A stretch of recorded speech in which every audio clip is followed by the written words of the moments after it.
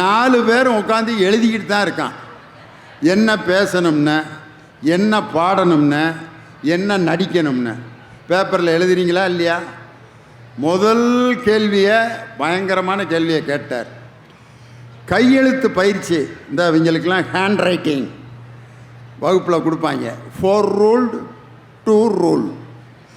2 rule வந்து தமிழ் எழுதி, கையெழுத்து எழுதி எழுதி எழுதி டெய்லி ஒரு பக்கம் முழுதும் எழுதிட்டு வரணும்.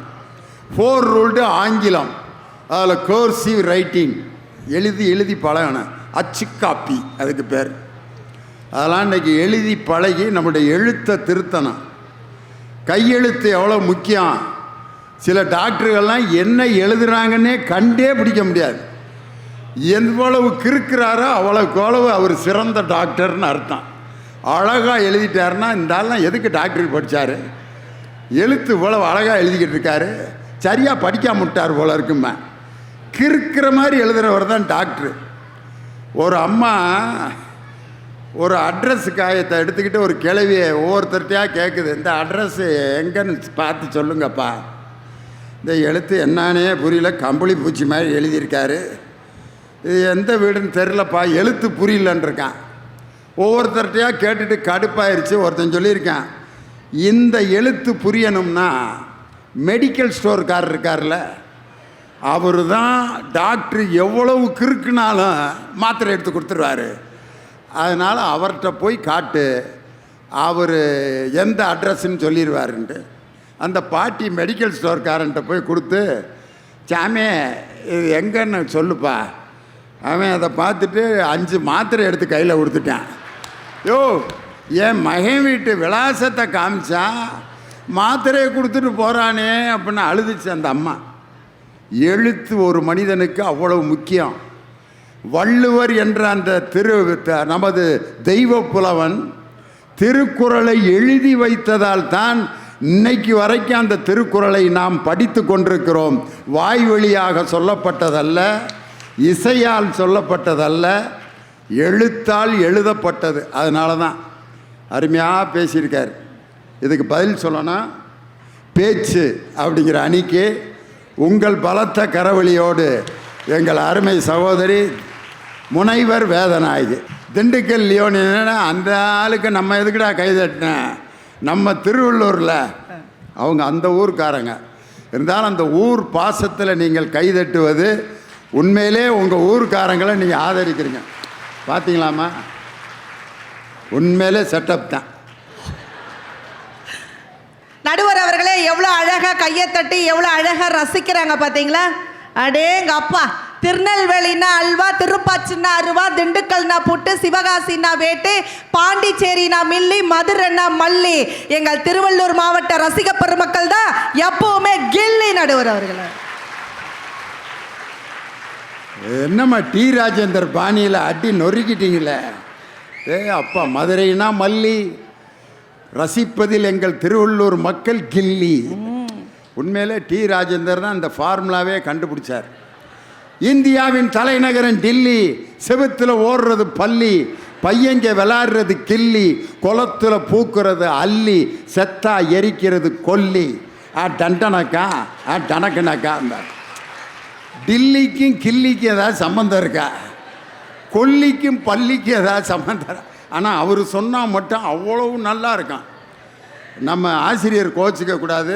இவர் பேரை வச்சு ஒரு டயலாக் சொல்லியிருக்காரு, என் பேர் பூஸு, டே தாஸு, நீ க்ளோஸு அப்படிம்பார். நீங்கள் பேசுங்கம்மா. டி ராஜேந்திரனை பற்றி பேசுகிறா, பேசிக்கிட்டே இருக்கலாம். நடுவர் அவர்களே அருமையான தலைப்பு. நல்ல மகிழ்வான வாழ்க்கைக்கு பேச்சு தேவையா, எழுத்து தேவையா, நடிப்பு தேவையா, பாட்டு தேவையா? இதானங்க ஐயா பிரச்சனை. இவங்க 3 பேருக்கு என்ன பிரச்சனை? சட்டையை பார்த்தீங்களா, சிலுக்கு மாதிரி சட்டை போட்டுட்டு வந்து உட்காந்துருக்காரு பாருங்க. நடுவர் அவர்களே வந்து பேச்சு எழுத்து எழுத்துன்னு வந்து பேசிட்டு போனார். நான் ஒரு விஷயம் சொல்கிறேங்க, ஒரு புத்தகம் படிக்கிறேன்னு சொன்னால் அந்த புத்தகத்தில் உனக்கு ஆர்வம் இல்லைன்னா அந்த புத்தகத்தை தூக்கி தூர வச்சிடலாம். ஒருத்தர் நடிப்பு உனக்கு பிடிக்கலன்னு சொன்னால் சேனலை மாற்றிட்டு வேற மாற்றிக்கலாம். அடுத்து பாடல் பிடிக்கலன்னு சொன்னால் இந்த பாடலை மாற்றிடலாம். ஆனால் பேச்சு என்பது 1,00,000 பேரை தன்னுடைய கைக்குள்ளே கட்டி போட வைப்பது தான் பேச்சு. நடுவர் அவர்களே இங்க படித்தவர்களும் பாமரவர்களும் இவ்வளோ பேர் அன்பு ரசிகர் கூட்டம் கூடி இருக்குன்னா எதுக்காக? விஜயகுமார் எழுத்துன்னு பேசுறாரு அதுக்காகவா? தேவராஜன் சார் பாட்டுன்னு பாட வந்திருக்காரு அதுக்காகவா? நம்ம இனியவன் சார் நடிப்புன்னு பேச வந்திருக்காரு அதுக்காகவா? நம்ம நடுவர் திண்டுக்கல் லியோனி ஐயா பேசுறாருன்றதுக்காக தாங்க ஐயா வந்திருக்காங்க. ஒவ்வொருத்தரும் என்னை அக்கக்கா பிக்கிறாங்க. லியோனி பாயிண்டை எழுதி கொண்டிருக்கிறார் அப்படின்ட்டு இவர், லியோனி தன் கருத்துக்களை பேசுகிறார் அப்படின்னு அவங்க. நடுவர் அவர்களே, காலத்தை வென்று மக்கள் மனதிலே நிற்கக்கூடியது எது என்று சொன்னால் அதுதாங்க பேச்சு. யோசித்து பாருங்க, உலக வரலாற்றிலேயே தன் தொண்டர்களை பார்த்து தம்பி என்று சொன்ன ஒரு தலைவன் பேரறிஞர் அண்ணா அவர்கள். நடுவர் அவர்களே, பாராளுமன்றத்திலே ஜிப்பாக்களுக்கு மரியாதை கிடைக்காத பட்சத்திலே ஜிப்பாக்களுக்கும் மரியாதை உண்டு என்று இந்த உலகத்திற்கு உறக்க சொன்னவர் தான் எங்களுடைய பேரறிஞர் அண்ணா என்று சொன்னார். அவருடைய பேச்சு இன்னும் இந்த உலகத்துல வாழ்ந்துட்டு இருக்கா இல்லைங்களா? யோசிச்சு பாருங்க. அதுக்கு ஒரு உதாரணம் சொல்ற பாருங்க. அவர் முதல்வராக இருந்த காலகட்டத்திலே பேருந்திலே ஒரு திருக்குறளை எழுதி போட்டாருங்க. அவர் பிள்ளை சரியா சொல்லி கொடுக்கலன்னு நினைக்கல. யாகாவராயனும் அதுக்கு என்ன பாட்டு பாருங்க, பாஸ்வேர்டை வச்சு ஒரு குறளை மாத்தி எழுதுறாங்கன்னு சொன்னா அவங்க எழுத்து எவ்வளவு மோசமா இருக்குன்னு பாருங்க. ஆனா நம்மளுடைய பேரறிஞர் அண்ணா அவர்கள் பேருந்திலே ஒரு குறளை எழுதி போட்டார். யாகாவராயினும் நாகாக்க காவாக்கால் சோகாப்பர் சொல்லிழுக்கப்பட்டு அப்படின்னு அந்த குறளை எழுதி போட்ட பிறகு அந்த பேருந்திலே மதிப்புமிகு காங்கிரஸ் உறுப்பினர் அவர்கள் செல்லுகின்ற பொழுது அவர் பாராளுமன்றத்திலே வந்து கேட்கிறார். என்ன தெரியுமா கேட்கிறாரு? ஏப்பா, இந்த குறளை நீங்க எழுதி போட்டிருக்கீங்களே, இந்த குறள் அந்த பேருந்திலே பயணிப்பவர்களுக்கா, அந்த குறள் ஓட்டுநருக்கா, அந்த குறள் இல்ல பரிசோதகர்களுக்கா என்று கேட்ட பொழுது பேரறிஞர் அண்ணா அந்த சபையிலே எழுந்து நின்று நாக்கு உள்ள அனைவருக்குமே இந்த குறள் பொருந்தும் என்று சொன்னார் என்று சொன்னார். அதுதான் நடுவர் அவர்களே பேச்சு. யோசித்து பாருங்க. கிருஷ்ணர் பிறந்தார், இந்துக்களாக நிறைய பேர் மாறினார்கள். இயேசு கிறிஸ்து பிறந்தார், கிறிஸ்துவர்களாக மாறினார்கள். நபிகள் நாயகம் பிறந்தார், இஸ்லாமியர்களாக மாறினார்கள். ஆனால் அண்ணல் அம்பேத்கரும் பெரியாரும் பிறந்தார்கள், இந்த மண்ணிலே எல்லோரும் மனிதர்களாக மாறினார்கள் என்று சொன்னார். பேச்சு தானே நடுவர் அவர்களே. யோசித்து பாருங்க. வந்து பாடலுக்காக தேவகோட்டராஜன் சார் வந்து உட்கார்ந்துருக்கார். இன்னைக்கு பாடல் எப்படி இருக்கு யோசித்து பாருங்க. ஒரு காலத்தில் நல்லா இருந்துச்சு, ஆனால் இன்னைக்கு பாருங்க நடுவர் அவர்களே, இந்த பாட்டை நான் பாடினேன்னா நாளையிலிருந்து எந்த ஹெட்மாஸ்டரும் பைக் எடுத்துன்னு போக மாட்டார். ஐயா பாடுங்கம்மா, காதல கேட்டுக்கிட்டு தான் இருக்கேன். ஒரு பாட்டு கேளுங்க. நான் 5ஆம் கிளாஸ் படிக்கும் போது ஆட்டைய போட்டவன், நான் 6ஆம் கிளாஸ் படிக்கும் போது பிளேடு போட்டவன், 6 மாசம் சென்ட்ரல் ஜெயிலில் டென்ட் போட்டவன், ஹெட்மாஸ்டர் பைக்கை திருடி எடைக்கு போட்டவன். இந்த பாட்டை கேட்டா எந்த ஹெட்மாஸ்டராவது பள்ளிக்கூடத்துக்கு பைக் எடுத்துட்டு போவாங்களா? இதை விட பிள்ளையார்கிட்ட ஒரு பெட்டிஷன் போட்டு ஒரு பாட்டு பாடுவாங்க, பார்த்துருக்கீங்களா? பள்ளிக்கூடம் போகாம பரீட்சை எழுதாம நாங்கள் பாஸ் ஆக வேணும். பிள்ளையாரு அதுக்கு உனக்கு எத்தனை தேங்காய் வேணும்? பிள்ளையார் அப்புறாணியாக உட்காந்துருக்காரு. அவர்கிட்ட போய் நான் பரீட்சை எழுதாமல் பாஸ் ஆகிறதுக்கு உனக்கு எத்தனை தேங்கான்னு இது வரைக்கும் லஞ்சமே வாங்காத விநாயகர்கிட்ட லஞ்சம் கொடுக்குறான் பாருங்க. அதே பையன் ஒரு பாட்டு எழுதியிருக்கான் நடுவர் அவர்களே. அரியர் என்னும் தூது வந்தது, அது கொரியர் என்னும் வடிவில் வந்தது, பாஸாக நான் நினைத்தது இன்று ஃபெயிலாக மாறிவிட்டது, எக்ஸாமே போ போ. இப்படியெல்லாம் பாட்டை பாடனா பிள்ளைங்க உருப்பிடுவாங்களா நடுவர் அவர்களே? யோசித்து பாருங்க. திருமணம் எதுக்கு பண்றோம் ஐயா? எதுக்கு பண்றோம் திருமணம்? ஏமா நீ வேற, திருமணம் நல்லபடியாக வாழ்கிறதுக்காக பண்ணுறான். ஆமாம். ஏன்னா இப்போ நான் ரொம்ப கொடுமையான சூழ்நிலையில் இருக்கேன். எங்கள் வீட்டுக்காரமாக உட்காந்துருக்கிற நேரத்தில் இப்படி ஒரு கேள்வியை கேட்பீங்கன்னு நான் எதிர்பார்க்கவே இல்லை. திருமணம் என்பது மகிழ்ச்சிக்காகவும் வாழ்க்கையில் அனைத்து நலன்களையும் பெறுவதற்காகவும் தான் திருமணம் செய்கிறார்கள். அப்படித்தான் ஊரில் சொல்லிக்கிட்டு இருக்காங்க. அது கிடையாது உண்மை. திருமணம் எதுக்கு பண்றோம்? மனைவி பேச்ச கணவன் கேட்கணும், கணவன் பேச்ச மனைவி கேட்கணும். கேட்குறாங்களா? இருந்தாலும் நம்ம வண்டியை ஓட்டிட்டு போறோமா இல்லையா நடுவர் அவர்களே? யோசிச்சு பாருங்க, நம்மால எல்லாமே கார்த்திகை மாசம் ஆனா மாலை போடுறாங்க, ஐயப்ப சாமி மாலைக்கு. எதுக்கு போடுறாங்க நடுவர் அவர்களே? ஏன் போடுறாங்க தெரியுமா? வீட்டில் மரியாதையே கிடையாது. மாலை போட்டா தான் வாங்க சாமி, வந்து உட்காருங்க சாமி, டிஃபன் சாப்பிட்றீங்களா சாமி, காபி சாப்பிட்றீங்களா சாமின்னு ஏக போக மரியாதை. வாடா போடான்னு பேசிட்டு இருந்த கணவனை சாமி சாமி சாமின்னு அந்த காதில் கேட்குறப்ப எவ்வளோ சந்தோஷமா அந்த கணவனுக்கு இருக்கு நடுவர் அவர்களே. இதுதானேங்க பேச்சோட அற்புதம். யோசித்து பாருங்க, கல்யாணம் ஆன புதுசில் நம்மால் ஐயா, கல்யாணம் ஆன புதுசில் அந்த புது பொண்டாட்டி ஸ்வீட் எடுத்துகிட்டு வந்து கொடுக்குது. நம்மால் சா, ஒரு ஸ்வீட் ஸ்டாலே ஒரு ஸ்வீட் எடுத்துகிட்டு வந்து கொடுக்குது பார்த்தியா, எவ்வளோ அருமையாக இருக்கு, எவ்வளோ அருமையாக இருக்கு. கல்யாணம் ஒரு 4 வருஷம் ஆகட்டுமே, நம்மளுக்கு தலைவலி வருது, அம்மா தைலம் எடுத்துகிட்டு வந்து கொடுக்குது. ஒரு தலைவலி பாத்திரம் எடுத்துகிட்டு வந்து கொடுக்குது. பார்த்தீங்களா நடுவர் அவர்களே? ஒரு வார்த்தை வெல்லும், ஒரு வார்த்தை கொல்லும் நடுவர் அவர்களே. வார்த்தைகளில் தான் வாழ்க்கையே இருக்கிறது நடுவர் அவர்களே. அந்த பேச்சு தானேங்க அழகு. இன்னைக்கு எல்லாரும் என்ன நினைச்சிட்டு இருக்காங்கன்னா, தங்கம் வாங்கி தர புருஷனைத்தான் எனக்கு பிடிக்கும் அப்படின்னு தப்பா யோசிக்கிறாங்க. அது உண்மை கிடையாது நடுவர் அவர்களே.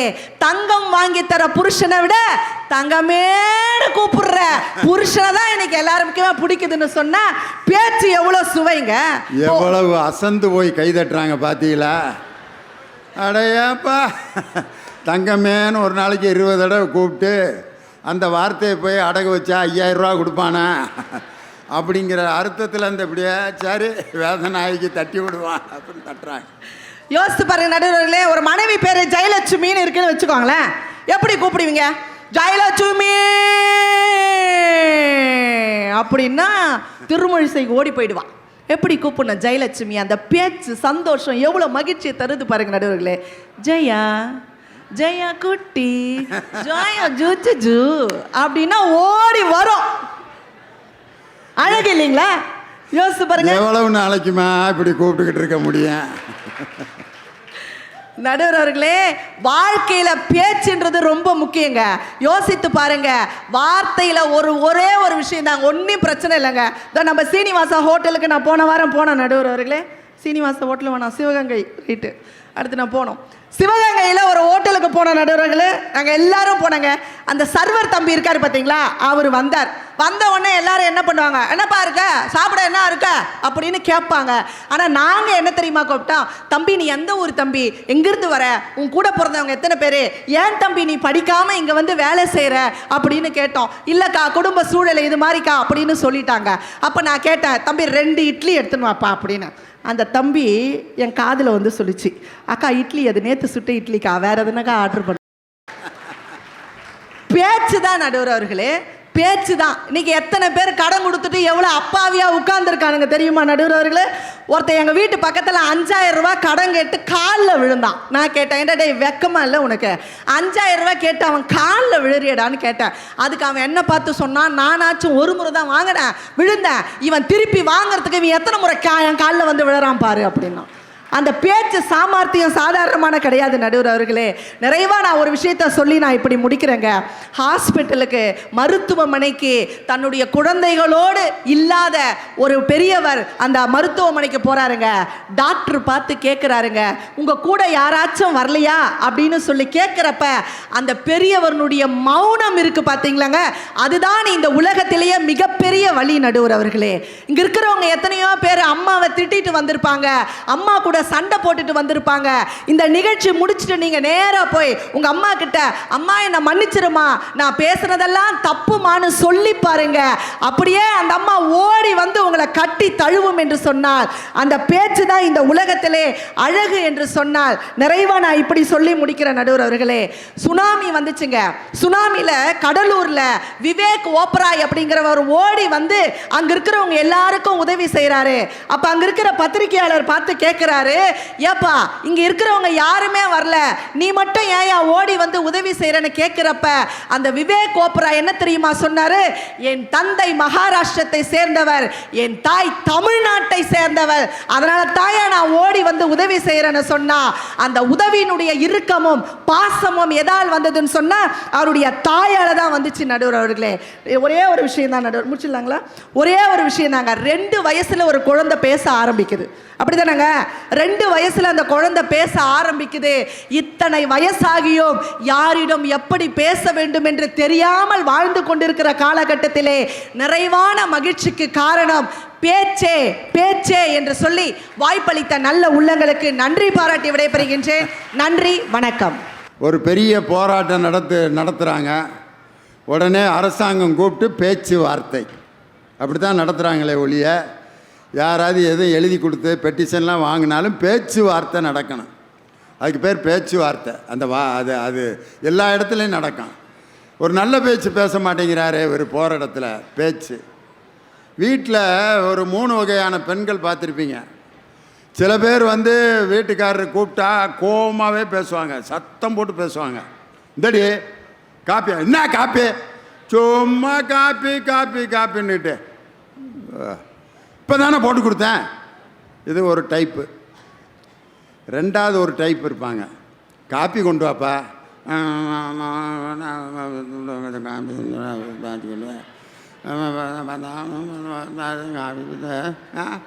என்னடி சொல்கிற, இது எவ்வளவு பெரிய கொடுமை தெரியுமா? என்ன சொல்கிறாங்கன்னே புரியாமல் காப்பி போடுறேங்கிறியா இல்லை இல்லைங்கிறியா? வாய்க்குள்ளேயே முனகிறது 2வது கேரக்டரு. 3வது ஒரு கேரக்டர் இருக்கான், உனக்கெல்லாம் அறிவே இல்லடி, காப்பியை போட்டு கொண்டு வாடி அப்படின்னு கத்துனான். ஏய், கேட்டுக்கிட்டு இருக்கேன், ஏதாவது பதில் பேச. வாயை திறந்து ஏதாவது பேசுறி. இதுதான் ரொம்ப டேஞ்சரான கேரக்டரு. புருஷனை எந்த நேரம் வேணாலும் விஷம் வச்சு கொண்டு இந்த 3வது கேரக்டர். இதுதான் ஊமை ஊரை கெடுக்கும், பெருச்சாலி பேரை கெடுக்குமா. கலகலப்பாக பேசுகிறாங்க பார்த்தீங்களா பெண்கள். அவர்களை நம்பி எந்த இடத்துக்கு வேணாலும் அங்கே கூட போய் அவங்களோட இருக்கலாம். அவர்களால் எந்த பிரச்சனை வராது. அவர்களும் தங்களை பாதுகாத்து கொள்ளக்கூடிய ஆற்றல் இன்னைக்கு அவங்கள்ட்ட இருக்கும். இந்த ஷேர் ஆட்டோவில் பக்கத்தில் பொம்பளை பிள்ளையோடு உட்காந்து போவாங்க. அப்போ திடீர்னு அந்த பக்கத்தில் யாருன்னே தெரியாத பையன்ட்ட, ஹலோ, உங்களை எங்கேயோ பார்த்துருக்கேன், சொல்லுங்கள். நானும் உங்களை பார்த்துருக்கேன், சொல்லுங்கள். நான் இந்த காலேஜில் படிக்கிறேன், நீங்கள்? நான் இங்கே வேலை பார்க்குறேன் ஐடி கம்பெனியில். அப்படிங்களா, ரொம்ப சந்தோஷம் அப்படின்னு பேசிக்கிட்டே போகிறாங்க பாரு. அடுத்து பிரச்சனையே இருக்காது. 2 பேரும் அவனை பார்த்துட்டு 15 தடவை இந்த சாலை இழுத்து மூடிக்கிட்டு இருந்தா, அவன் என்னடா தெரியாமல் ஒரு கேரக்டர்கிட்ட உட்காந்துட்டோம் போல இருக்குது. நம்ம உட்கார்ந்த பிறகு இந்த சாலை 15 தடவை இழுத்து மூடுது, நம்ம பற்றி ஏதோ சந்தேகப்படுது போல இருக்குன்ட்டு அவன் உட்காந்தவன் கூனி குறுகி போயிடுவான். பரவாயில்ல ப்ளீஸ் நல்லா உட்காருங்க, ஒன்றும் பிரச்சனை இல்லைன்ட்டு வாயை திறந்து தைரியமாக ஒரு பெண் பேசுகிறா பார், அவள் தான் இந்த உலகத்தை ஜெயிக்கக்கூடிய ஆற்றல் அந்த பிள்ளைகிட்ட தான் இருக்கு. பொண்ணு பார்க்க வர்றப்ப உன் பேர் என்னம்மான்னு கேட்டால், என் பேர் ஜெயலட்சுமி அப்படின்னு சொல்லணும். பொண்ணு பேர் சொல்லுப்பா,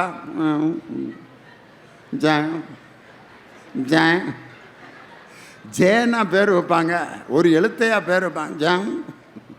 சரி ஏதோ ஒன்று வச்சுக்க. என்ன படித்தா? ஆம். அவன் மாப்பிள்ளை என்னடா தொடங்குறப்பே இப்படி இருக்கே அப்படின்னு நினப்பேன்.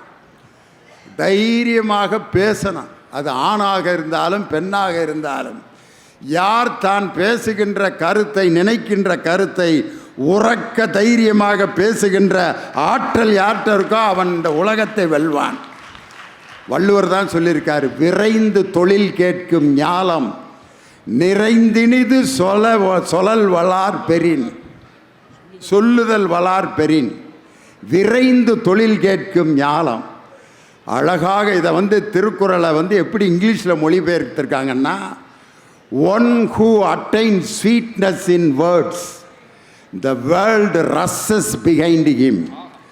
யார் இனிமையாக பேச கற்றுக்கொள்கிறார்களோ அவர்களை இந்த உலகம் பின்தொடர்ந்து செல்லும். அப்படின்னா அப்போ அந்த பேச்சுக்கு எவ்வளோ பெரிய ஆற்றல் இருக்கு பாருங்க. அதான் பேச்சு. முடிஞ்சா அடுத்து பாட்டு. இந்த அவையே கலங்க வைக்க, கலகலன்னு வைக்க இசையால் வசமாக இதயம் ஏதுன்னு டிஎம்எஸ் பாடுவார். இசையால் வசமாக இதயம் எது? இசையால் வசமாக்க தேவகோட்டை ராஜன் உங்கள் பலத்த கரவொலியோடு வருகிறார். வாப்பா. நடுவர்களே, காதல்ல இருந்தே தொடங்கிடுவான். நீங்க கூட ஒரு காதல் கல்யாணத்தை ஆரம்பத்திலேயே தொடக்க உரையில் நடத்தி வச்சிருக்கீங்க. நான் எப்போ என் கல்யாணத்தை நடத்தி வச்சேன்? இல்லை, ஒரு சம்பந்தம் பேசுனீங்களே. ஓ அப்படியா? என்னை புரோகிதர் லிஸ்ட்டில் சேர்த்துட்டியாக்குன்னு பயந்தே போனேன். ஒரு சம்பந்தம் பேசுனீங்க. அப்போ எப்போ எந்த சலசலப்பும் இங்கே இல்லை. அதுக்கடுத்து அந்த சம்பந்தத்துக்கு ஒரு பத்திரிக்கை அடிச்சிங்க. அப்பவும் இங்கே எந்த சலசலப்பும் இல்லைங்க. சம்பந்தம் பேசும்போது இல்லாதது, எழுத்தால் பத்திரிக்கை அடிக்கும்போது இல்லாதது, ரெண்டையும் சேர்த்து நீங்கள் பாடுனீங்க பாருங்க. கண்ணதாசனுடைய பத்திரிக்கையை பாட்டா பாடினேன். நிகழும் பார்த்திப ஆண்டுன்னு தொடங்குனீங்க. இந்த அரங்கம் நிறைந்த கைதட்டு வந்தது என்று சொன்னால் இசைக்கு மயங்காதோர் எவருமே இல்லை என்பதற்கு இந்த அரங்கமே சாட்சி. ஏன் நேரடி விஷயத்துக்கு வர்றேன். மைதிலி என்னை காதலிங்கிற ஒரு படம். டி ராஜேந்தர், நீங்க சொன்ன டி ராஜேந்தர் தான் அந்த படத்தை எடுத்திருப்பாரு. அவர் படம் மட்டுமா எடுப்பார்? தயாரிப்பு, டைரக்ஷன், கேமரா, நடனம், வசனம், இயக்கம், சண்டை, இசை, பாடல்கள் மற்றும் கலை மற்றும் தயாரிப்பு நிர்வாகம் டி ராஜேந்தர் அப்படின்னு போடுவார்.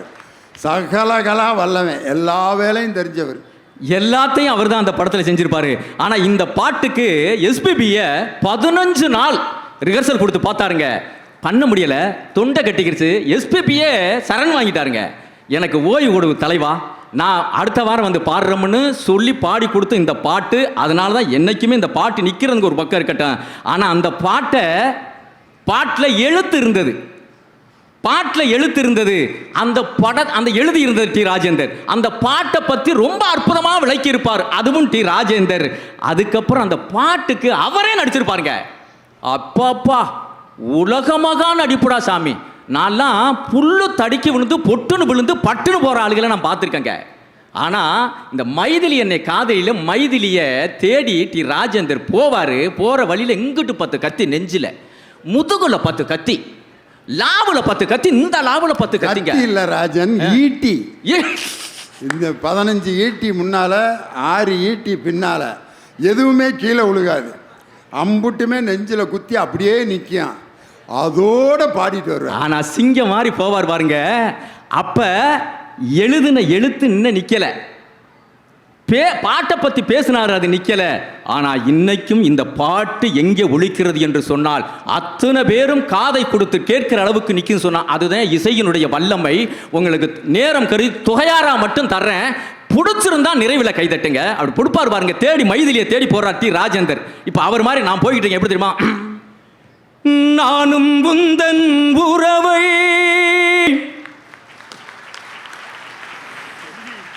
நாடி வந்த பறவை.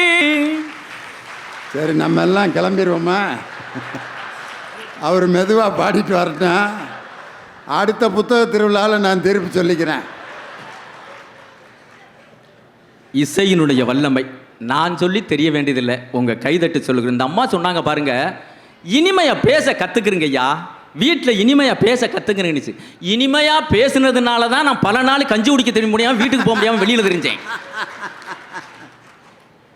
என் வீட்டுக்காரிக்கிட்ட நான் இந்த அக்கா அந்த மாலை போடுறத பற்றி சொன்னாங்கல்ல, நான் ஐயப்பன் கோயிலுக்கு மாலை போட்டிருந்தேன் அக்கா. நான் உங்கள்கிட்ட சொல்லாமல் யார்கிட்ட சொல்கிறது, ஐயப்பன் கோயிலுக்கு நான் மாலை போட்டிருந்தேன். ஆனால் அந்த பெண்களுக்கு இந்த வஞ்சம் தீர்க்கிற இப்போ இது எப்போ எங்கேருந்து தான் வந்துச்சுன்னு தெரியல. நான் ஐயப்பன் கோயிலுக்கு மாலை போட்டிருந்தேன். 40 நாள் என் வீட்டுக்காரி வாங்க சாமி, இருங்க சாமி, டிப்பன் தரவா சாமி, காப்பி போடவா சாமி, இப்படி சாமி சாமின்னு கூப்பிட்டாங்க. நான் ஐயப்பன் கோயிலுக்கு போயிட்டு வந்து மாலையை கலட்டிக்கிட்டு இங்கே வச்சக்கா, இந்த 40 நாள் அவள் என்னையை சாமி சாமின்னு கூப்பிட்டா இல்லை. யாக்கா நான் ஒன்றுமே சொல்லலையே. 40 நாளாக அவள் என்னை சாமி சாமின்னு கூப்பிட்டால. இதுக்கு வஞ்சம் தீர்க்கிறா பாருங்க. இப்போ நான் அவளை சாமி சாமின்னு கூப்பிடணுமா? மாலையை கலட்டி டேபிளில் வச்சாங்க. உடனே ஓம் சக்தி கோயிலுக்கு மாலையை அவள் போட்டாங்க. நான் அன்னையிலிருந்து வாங்க சக்தி, இருங்க சக்தி, டீ போடவா சக்தி, எதுவும் பச்சை வச்சு வாங்கிட்டு வரவா சக்தி சக்தி சக்தின்னு கத்தி என் சக்தி போயிடுச்சுக்கா. அன்பா திருவள்ளூரில் குடும்பத்தில் பிரச்சனை உண்டு பண்ணுறதுக்குன்னு ஐடியா கொடுக்குறாரு. ஐயப்பன் கோயிலுக்கு மாலையை போட்டு உங்கள் வீட்டுக்காரர் கலத்துனோன்னே மேல்மருவத்தூருக்கு போட்டுருங்க, உங்களுக்கு மரியாதை கிடைக்கும். நடுவர்களே, எழுத்து பேச்சு நடிப்ப சொன்னீங்க. பக்கம் பக்கமா எழுதுகிற போது இல்லாத மரியாதை, அதை பற்றி மணிக்கணக்காக பேசுகிற போது இல்லாத மரியாதை, பல லட்சங்களை செலவழித்து அதை தொடராக எடுத்து நடித்த போது இல்லாத பெருமை, 3 நிமிடத்தில் அந்த கதை சுருக்கம் மகாபாரதத்தை பாட்டா எடுத்தாந்து கொடுத்தோம். இந்த உலகம் இன்றும் கைதட்டி வரவேற்று கொண்டிருக்கிறது என்று சொன்னால் பாட்டுக்குள்ள வல்லமை போட்டு கொடுத்தோம்ல. மகாபாரதம் எப்படி தெரியுமா? மரணத்தை எண்ணி கலங்கிடும் விஜயா, அர்ஜுனனுக்கு உபதேசம் செய்யி, நீ வில்லை எய்து அவனை கொல்லாம விட்டாலும் அவர் உயிர் ஒரு நாள போத்தாண்டா போகுது, கொல்றா அப்படின்னு அந்த அந்த அந்த ஒரு 3 நிமிடத்தில் மகாபாரதத்தை கொண்டு வந்து நிறுத்தியது இதுங்க. எல்லாருக்கும் ஒரு கனவும் இருக்குல்ல. அந்த இலங்கையில் அடுத்த வருஷம் நல்ல வீடு கட்டிடணும், பிள்ளைய டாக்டருக்கு படிக்க வச்சிடணும், ஆஹா நல்ல கார் வாங்கி ஓட்டிடணும்னு கனவுகளோட வாழ்ந்த வாழ்க்கை, கனவுகளோட வாழ்ந்த வாழ்க்கை நினைக்காத நேரத்தில் திருப்பி போட்டது. அதுதான் விதி என்று சொல்லுகிற அளவுக்கு சொல்லி தந்தது பாட்டு. என்ன தெரியுமா? டே, கற்பனை உலகத்தில் வாழாத, இன்னைக்கு இருக்கிறது நாளைக்கு இல்லை, நொடிக்கு நொடி இந்த உலகம் நிலை மாறிக்கொண்டே இருக்கும். அதனால எது மேலையும் பற்று வைக்காத, பாசம் வைக்காத, அன்னன்னைக்கு வாழ பழகுடான்னு சொல்லி தந்த விஷயத்தை சுருக்கி அப்படியே ஒரு பாட்டுக்குள்ள கொண்டாந்து கொடுத்தோம். எப்படி தெரியுமா? நிலை மாறும் உலகில் நிலைக்கும் என்ற கனவில்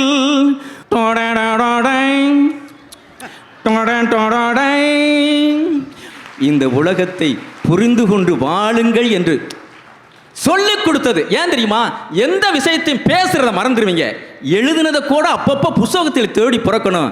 இந்த பாட்டு பாடுறான்டா, அந்த பாட்டு வருது பாரு, பாட்டு ஒன்று, குரல் ஒன்று ஒரு பக்கம் இருந்து வந்து விட்டால் அதுக்கு காது கொடுத்து கேட்கிற உலகம்தான். அவன் அதில் சிவாஜி கணேசனுடைய பாட்டில் அவர் போட்டு கொடுப்பாங்க, நான் பாட்டே பாட போகிறதில்ல, அதுக்கு வரவேற்பு இருக்குதான்னு நீங்கள் தான் சொல்லணும். நான் வந்து எந்த பேச போகிறதில்ல, கவிதை வடிக்க போகிறதில்ல, ஒரே ஒரு எழுத்தை வச்சுக்கிட்டு சொல்லுவேன், புரிஞ்சா நீங்கள் கை தட்டுனா. பூமாலையில் ஓர் மல்லிகை. என்ன இல்லை, இந்த அம்மா சொன்னாங்க உனக்கு நல்லா பேசுங்க, வீட்டில் பாசத்தோட பேசுங்க, எதுக்கு எடுத்தாலும் கோவப்படாதீங்க, ஆதரிச்சு பேசுங்கண்ணா. நேற்று முந்தா நாள் நான் சாப்பிட உட்காந்து நல்ல சாம்பார் வச்சு கொண்டாந்து ஊற்றுனாக்கா, இலையில ஒரு தலைமுடி மும்பூட்டி நீட்டமாக கிடச்சி உருவுரே வந்துக்கிட்டு இருக்கு, என்னமோ ஆட்டு குடல் மாதிரியே வந்துக்கிட்டே இருக்கு. ஏய், இது என்னடி, இது என்ன, இதெல்லாம் என்ன என்ன சாப்பாடு இது? இலையில முடி கிடக்கு அப்படின்னு சொன்னா கோச்சுக்குருவான்ட்டு இந்த அக்காவை ஃபாலோ பண்ணுவோம்னு நான் சொன்னேன். ஆஹா, உன் முடி இலையில இருந்தாலும் அழகா இருக்கு, உன் தலையில் இருந்தாலும் அழகா இருக்கு அப்படின்னு தாங்க சொல்லித்தான் முடித்தேன். ஒரு வாரமாக சிக்கு எடுக்கும்போது இந்த இரவானத்தில் சொருகி வச்சிருப்பாள்ல, அம்புட்டு முடியும் பிடிங்காந்து என் இலையில போட்டா. எங்கே பாசத்தில் பேசுகிற மாதிரி இருக்கு, அழகா போட்டு கொடுத்தான். ஐயா எத்தனை நிமிஷம் ஐயா சொல்லிட்டீங்கன்னா ஒரே ஒரு பாட்டோட சரிங்கய்யா. ஒரு பாட்டு, ஒரு பாட்டு. ஆஹா, இனியவே முழிக்கிறாரு, நமக்கு நேரம் இருக்குமா இல்லையா, ஒரே ஒரு பாட்டுங்க. இல்லை வெறும் ஆக்ஷனை மட்டும் பண்ணிட்டு உட்கார வச்சிருவாரோ அப்படின்னு பயப்படுறாரு. ஒரே ஒரு பாட்டு நிறைவாக. அம்மாவை பற்றி அற்புதமாக இவங்க பேசுனாங்க. நடுவர் ஐயா பேசும்போது கூட ரொம்ப அற்புதமாக சொன்னாங்க, தாயை மட்டும் மறக்கப்படாதுன்னு சொல்கிறேங்க. 1000 பேருக்கு அன்னதானம் செய்தவர்களுக்கும் கூட, இல்ல தினந்தோறும் ஒரு கோயில் கட்ட அன்னதானத்துக்கு அள்ளி கொடுத்தவர்களுக்கும் கூட சொர்க்கம் கிடைக்குமா என்றால் நான் இந்த மேடையில் நின்று சொல்லுகிறேன், சத்தியமாக அவர்களுக்கு சொர்க்கம் கிடைக்கவே கிடைக்காது. சில பொருளாதாரங்கள் வந்து சேரும், ஆனால் சொர்க்கம் என்பது நிச்சயமாக கிடைக்காது. யாருக்கு தெரியுமா சொர்க்கம் கிடைக்கும்? வயதான காலத்தில் இருக்கிற அம்மாவுடைய கண்ணில் ஒரு சொட்டு கண்ணீர் வராமல் எவன் ஒருத்தன் காவந்து பண்ணுகிறானோ அவனுக்குத்தான் சொர்க்கம் கிடைக்கும்.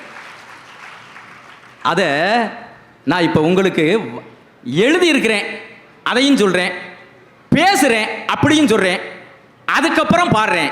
எதுக்கு உங்கள் வரவேற்பு இருக்குன்னு நீங்கள் தான் காட்டணும். நான் அதோட போயிடுவேன், ஒன்றும் சொல்ல மாட்டேன். இப்போ அந்த தாயை பற்றி 4 வரை எழுதியிருக்கேன். 10 மாதம் என்ன சுமந்து பெத்து எடுத்த அம்மா, என் அம்மாவை நினச்ச வியப்பா எழுதியிருக்கேன். உன் அன்புக்கு இந்த ஆகாசமே ஈடாகாது. அப்படி என்னை நீ வயிற்றுல சுமந்து பெத்த வளர்த்த, இரவு பகல் பார்க்காம வளர்த்தியே அம்மான்னு நான் பாடினேன், எழுதியிருக்கேன், வாய்ச்சி காமிச்சேன். அப்பவெல்லாம் மயங்காத இந்த சமூகம் அதற்கு ஒரு கற்பனையில் ஒரு டியூனை சேர்த்து, இசையை சேர்த்து பாடுகிற பொழுது இந்த வரவேற்பை இந்த அரங்கம் தருகிறாதா என்று சோதிப்பதற்காக 4 வரிகள் உங்களோடு. 10 மாசம் என்ன சுமந்து பெத்து எடுத்த அம்மா, உன் அன்புக்கு முன்னால ஆகாசம் சும்மா, கோயில் திருநீர் சும்மா சும்மா. 10 மாசம் என்ன சுமந்து பெத்து எடுத்த அம்மாவோ, அன்புக்கு முன்னால ஆகாசம் சும்மா, ஓ அன்புக்கு முன்னால மற்றதெல்லாம் சும்மா என்று சொல்லி நடிப்பா பேச்சா எழுத்தா பாட்டா என்று வருகின்ற பொழுது ஒருத்தனுக்கு படிப்பறிவு தேவையில்லை, எழுத்தறிவு தேவையில்லை, நடிப்பு திறமை தேவையில்லை, கேட்பதற்கு செவி மட்டும் இருந்தால் போதும். அதுதான் இசையினுடைய வல்லமை என்று சொல்லி தந்த வாய்ப்புக்கு நன்றி கூறி பிரியாபடி வருகிறேன். அன்புடன் ராஜன்.